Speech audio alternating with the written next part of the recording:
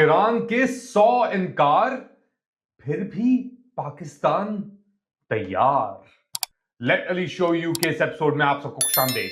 Do like, subscribe and share this content. अमरीकी सदर Donald Trump, अमरीकी इंतजामिया जिसके अंदर लिंडसी ग्राहम भी शामिल, इजरायली वजीर आजम जंगजू बेंजामिन नेतन्याहू की भी हिमायत, पाकिस्तान की तरफ से लाल कालीन बिछा दिया गया। लेकिन ईरान के वजीर खारजा अरागची ने सरासर इनकार कर दिया। कोई राब्ते या तो बज़ाहिर या छुपे हुए अमेरिका या उसके अहलकारों के साथ नहीं। पाकिस्तान किसके मुफाद में ये नैरेटिव पुश कर रहा है? ईरान के तो इनकार हैं और मना कर दिया ईरान ने पूरी तरह कि हम अमेरिका से मुज़ाकरात नहीं करेंगे। लेकिन पाकिस्तान के अंदर एक बेचैनी सी पाई जा रही है कि हम तो हैं ही मुज़ाकरात के लिए। एक बात वाज़ेह होती है कि पाकिस्तान इस वक्त ईरान के मुफादात की हिमायत या हिफाजत नहीं कर रहा। वो अपने मुफादात अमेरिका के साथ जोड़कर जंग बंदी की बातें कर रहा है। जंग बंद करना खित्ते के लिए बड़ा जरूरी है, लेकिन ईरान ऐसे किसी भी मौकफ के ऊपर तैयार नहीं होगा जिसके अंदर उसको अपनी पोजीशन कॉम्प्रोमाइज करनी हो। डेडलाइन हमारे पास है। डोनाल्ड ट्रंप ने 5 दिन डाल दिए थे, 48 घंटे नाकाम होने के बाद, जिसके शुरुआत के अंदर उन्होंने कहा था कि ईरान ने अगर ये स्ट्रेट ऑफ हॉर्मुज का दरवाजा नहीं खोला बैनुल-अक़वामी तजारत के लिए, तेल और गैस के लिए, तो वो ईरान का इंफ्रास्ट्रक्चर यानी सिविलियन इंफ्रास्ट्रक्चर, बिजली घर, ट्रांसमिशन लाइंस तबाह करके रख देंगे। हमले अभी भी जारी हैं, इजराइल के भी, और बिल्डअप जिसे कह रहे हैं कि एक हजारों की तादाद के अंदर अमरीकी मरीन्स पहुंच गए हैं। अब तो मेरे ख्याल से पहुंच ही गए हैं, दरवाजे पे खड़े हैं हॉर्मुज के। और साथ साथ कोई जो डेटा बता रहा है, कोई तकरीबन 50 या 60 फ्लाइट्स C-17 की यूरोप से मशरिक़ वस्ता पहुंची हैं खलीजी रियासतों पर, जिसके अंदर कतर भी शामिल है, सऊदी अरब भी शामिल है, और यॉर्डन के अंदर भी ये फ्लाइट्स लैंड हो रही हैं। ये कहा जा रहा है कि यहाँ पे इक्विपमेंट भी लेके आई जा रही है। और मेरे ख्याल से जो मुझे लग रहा है वो क्या गेम प्लान ये है कि ये जो इन्होंने गुब्बारा छोड़ा है ना, बड़ा ही रंगीन सा चमकता हुआ गुब्बारा जो हवा के अंदर छोड़ा गया है पाकिस्तान की मदद से, जिसके अंदर ऑब्वियसली मुज़ाकरात, अमन, जंगबंदी की मुज़ाकरात, वो ख्याली मुज़ाकरात जो ना तो ईरान ने तस्लीम किए हैं, मगर इसके लिए पूरे पाकिस्तान के अंदर एक ऐसी आग लगा दी गई है जराए से, ब्रिगेडियर जो छुपे हुए ब्रिगेडियर्स हैं मीडिया के ऊपर, उनसे कि जी मुज़ाकरात आज नहीं तो कल यानी हुए ही हुए। ओहो, जेडी वांस आ रहा है, स्टीव विटकॉफ आ रहा है, कुशनर आ रहा है, पता नहीं कौन नहीं आ रहा। इस वक्त पाकिस्तान में आ नहीं रहे तो वो ईरानी नहीं आ रहे। ईरानी बार बार आके कह रहे हैं कि भाई कोई मुज़ाकरात नहीं, बज़ाहिर भी नहीं, छुपे हुए भी नहीं, डायरेक्ट भी नहीं, इनडायरेक्ट भी नहीं।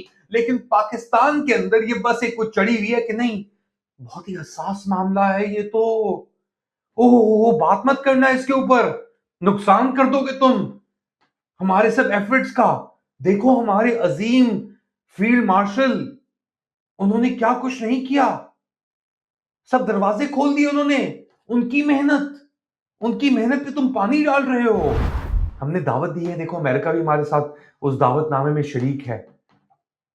वही अमेरिका जो वहां पे मार रहा है चुन चुन के ईरानी लीडर्स को, टारगेटेड अटैक्स कर रहा है यहूदियों यानी ये नेतन्याहू के साथ मिलकर। और उनकी दावत की हमें बहुत हसास तरीके से ये दावत कबूल करनी है, हमें आगे लेके बढ़ना है। इन सब चीजों को हम ये नहीं कर सकते, हम वो नहीं कर सकते, पूरा का पूरा बकवासियात एक, यानी और इसके अलावा क्या कहे बंदा। कोई दावतें अपनी जगह पे सही, और हकीकत क्या है वो मैं आपको बताता हूं। अब स्ट्रेट ऑफ हॉर्मुज बंद पड़ा है, तेल की कीमतों के अंदर, एनर्जी प्राइसेस में इतना इजाफा हो गया, इतनी किल्लत पड़ गई है पूरी दुनिया के अंदर कि अब कोई रास्ता और नहीं बचा। और अगर इस मुकाम से इतना भंड करने के बाद अमेरिका और ट्रंप पीछे हटते हैं, तो इसके अंदर अमेरिकन जो आप कह लें इज्जत जो बची कुची थी ना, वो भी आके ही अपने ऊपर चढ़ जाएगी। अब इस सिचुएशन से कैसे निकला जाए? दो तरीके हैं। या तो कहें हार मान ली मैंने, सही। अब हार मानने के लिए इंसान के अंदर आजिजी होनी चाहिए, सेल्फ अवेयरनेस हो ना हो, आजिजी होनी चाहिए और कैपेसिटी होनी चाहिए कि यार ये हार मानने के बाद जो मेरे साथ हाल होगा मैं उसे संभाल लूंगा, सही है। दूसरा ऑप्शन ये है हार माने बगैर टाइम, थोड़ा अपने टाइम दूं, मैं अपना टाइम जीतूं, सही है, किसी भी तरीके से। और फिर जब मेरे सब मोहरे प्लेस में आ जाएं, जगहों जगहों पे सब मोहरे मेरे सेट हो जाएं, तो फिर मैं कुछ ऐसा करूं कि अपनी सिचुएशन को चेंज कर दूं। यानी वो कहते हैं ना कि ओवरटन विंडो जो होती है, ओवरटन विंडो क्या है मैं आपको बताता हूं। ओवरटन विंडो वो होती है कि जो चीज मुनासिब हो और कबूल की जा सके।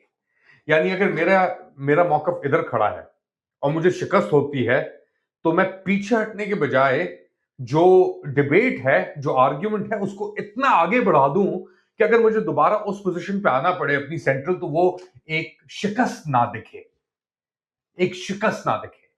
और उस चीज को बरकरार रखने के लिए उस नैरेटिव को कि मैं जीत रहा हूं, मैं हारा तो नहीं, मैं जीता भी नहीं, लेकिन मैं हारा तो नहीं। और यही चीज के अंदर इसी कश्मकश में ट्रंप फंसा हुआ है जब से इसने अली खमेनी को मारा है। तो ये ओवरटन विंडो जो है कि आर्ग्यूमेंट पॉलिटिकली अपनी अपनी सियासत को बरकरार रखने के लिए उसके अंदर आते हैं फिर मोहरे। और वो मोहरे कौन है? वो है मोहरे ट्रंप के फेवरेट फील्ड मार्शल, जी हां वही, या कठपुतली जो इनको नोबेल पीस प्राइज के लिए वो नामजद जिन्होंने किया था। एक ओवरटन विंडो जो है उसके बारे में आपको मैं जरा थोड़ा सा बता दूं।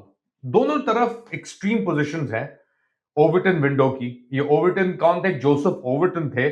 इन्होंने कहा कि जी किसी भी सियासी मौकफ को लोगों तक कबूल करवाने के लिए, सही, एक एक्सेप्टेबिलिटी के अंदर, यानी एक तरफ है बिल्कुल ही गैर मुनासिब, दोनों तरफ है गैर मुनासिब। शिकस्त इस वक्त डोनाल्ड ट्रंप के लिए उतनी ही नाकबूल है जितनी जीत अभी उसकी दूर है उसकी रीच से। तो एक तरफ हकीकत है जो कबूल नहीं हो रही, वो है कि ईरान बुनियादी तौर के ऊपर ये जंग जीत चुका है। और दूसरी तरफ वो हकीकत है कि ये अगर शिकस्त है तो इसके बाद क्या होगा, यानी वही पढ़ना पड़ेगा फिर। यानी डोनाल्ड ट्रंप का जो सियासी जनाजा है वही होगा। तो एक तरफ है ईरान की जीत और अमेरिका की शिकस्त, और दूसरी तरफ है कि इसके बाद क्या होगा। दोनों ही गैर कबूल हैं, ना कबूल हैं, बिल्कुल ही अनएक्सेप्टेबल रियलिटीज हैं ये इस वक्त अमेरिका के अंदर डोनाल्ड ट्रंप के लिए। अब शिकस्त को जीत में तो तब्दील नहीं किया जा सकता, लेकिन शिकस्त के ऊपर एक कपड़ा जरूर डाला जा सकता है कि ये शिकस्त नहीं है, ये कुछ और है। और इसके अंदर फिर ये पॉलिटिकल फ्रेमिंग आती है कि हमने तो उन्हें तबाह कर दिया, हमने तो सब चीजें बर्बाद कर दी, अब वो इतने परेशान हैं कि वो हमसे बात करना चाह रहे हैं, देखो पीस टॉक्स पाकिस्तान देखो। मगर हकीकत यह है कि वो आपसे बात नहीं करना चाह रहे।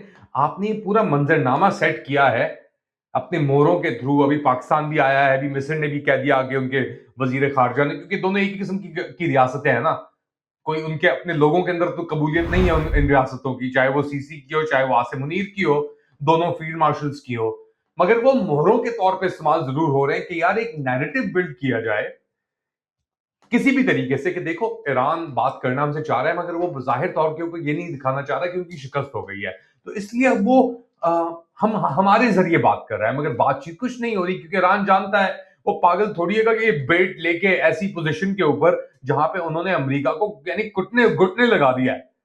अब लोग कहते हैं कि जी ईरान के भी घुटने लग गए, उनकी तो वैसी मार मार के उनका भूतर कर दिया, मगर वो फिर भी शिकस्त देने के लिए तैयार ही नहीं है। सही। अब ग्लोबल मईशत का जो इकोनॉमी का जो हाल किया हुआ है, फाइनेंशियल जो पूरा एक सिस्टम कोलैप्स के ऊपर आगे खड़ा कर दिया है डोनाल्ड ट्रंप के ऊपर, उसको भी तो बचाना है। अगर ये जंग अगले 3 हफ्ते तक नहीं रुकती तो आपका जो ये पूरा निजाम है ना ग्लोबल इकोनॉमी का, वो रद्द हो जाएगा। आपकी आपकी सड़कों के ऊपर राइट्स हो रही होंगी। ये हकीकत है इस वक्त। तो अब उस चीज से बचने के लिए, एक मंजरनामा पेश करने के लिए, और साथ साथ बंदूक भी ऊपर रखनी है, तो एक तरफ तो ये टाइम बाइंग हो रही है, एक मंजरनामा बनाया जा रहा है मौकफ के लिए, और दूसरी जानिब आपके हजारों की तादाद के अंदर मरीन्स आ रहे हैं खित्ते के अंदर अपनी किश्तियों में, कि वो जाके या तो ईरान की कोस्ट लाइन्स जरगोज माउंटेन जो है उसके साथ लेंगे। बात की जा रही थी खर्क माउंटेन की, मगर एक्चुअली जो हो रहा है हकीकतन वो है कसम कसम आइलैंड्स ईरान के साथ। कैशम या कसम आइलैंड्स अगर आप कह लें, ये बिल्कुल स्ट्रेट ऑफ हॉर्मुज के ऊपर जाके बैठता है, और 1500 स्क्वायर किलोमीटर सरफेस एरिया इस आइलैंड का, बहुत बड़ा जजीरा है।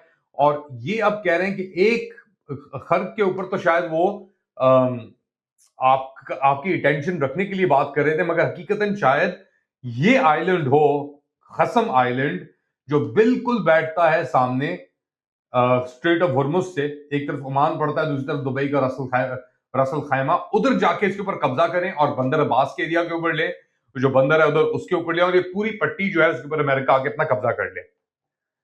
इतना एक बियॉन्ड रीजन आप इस चीज को पुश कर रहे हैं, क्योंकि आपके पास कोई और ऑप्शन बचा नहीं है। तो आप एक्सट्रीम्स जो आपके हैं वो इतने दूर जा चुके हैं कि आप कहते हैं यार मैं इसको किस तरह अपने फेवर में लेके आऊं। हाँ, एक तरफ मुज़ाकरात छेड़ो, और मुज़ाकरात तो वैसे ही नहीं हो रही, तो उसकी बुनियाद के ऊपर फिर अगला जो स्टेप है वो ये होगा कि देखो हमने इसको जाके अटैक किया, और फिर उसके बाद क्या होगा वो तो आप जानते हैं, क्योंकि ईरानी तो इस कास में बैठे हुए हैं कि यार किसी तरीके से ये लोग घुसे यहाँ पे और हम इनको जाके मारें, और किसी भी तरह किसी भी वक्त कहीं भी ये सब चीजें हो सकती हैं। पाकिस्तान इस वक्त किसके मफाद में काम कर रहा है? आप लोग क्या समझते हैं बताएं मुझे कमेंट सेक्शन में। Do like, subscribe and share this content. थोड़ी देर बाद दोबारा हाजिर होऊंगा अपडेट के साथ, तब तक के लिए